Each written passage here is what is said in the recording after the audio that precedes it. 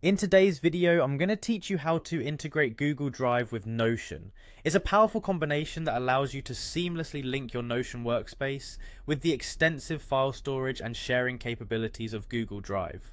Whether you're a student, professional, or simply someone looking for an organized way to handle your documents, this guide will walk you through the integration process in just a few simple steps.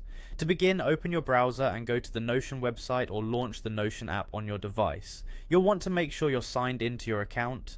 Once you're at the Notion homepage, take a look up at the top left corner of the screen. Here you'll see your name displayed. Clicking on your name will open up a drop-down menu which gives you access to various account options. This is where you'll want to start the process of integration. From the drop-down, the next step is to click on Settings. The settings menu contains many different configuration options that allow you to customize and enhance your Notion experience. What you're specifically interested in today are the connection settings, which will help us link Notion with Google Drive.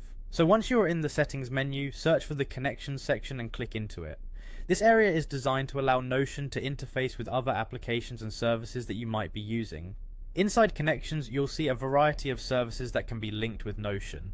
What you need to do now is to find the workspace option. Click on it and this will guide you directly towards the integration of Google Drive.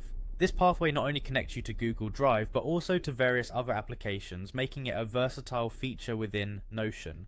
Now once you're within the workspace configuration, scroll down until you spot Google Drive. Click on it. You'll be prompted with the necessary steps to authenticate and link your Google account. It's important to note at this stage that in order to connect Notion with Google Drive, you'll need to have an appropriate plan that supports this feature. Make sure your Notion subscription plan includes external integrations, as some plans might not offer this by default. And there you have it. You've now linked Google Drive to your Notion account. You can easily access your files on Google Drive directly from Notion, making project management, document sharing, and collaboration smoother and more efficient.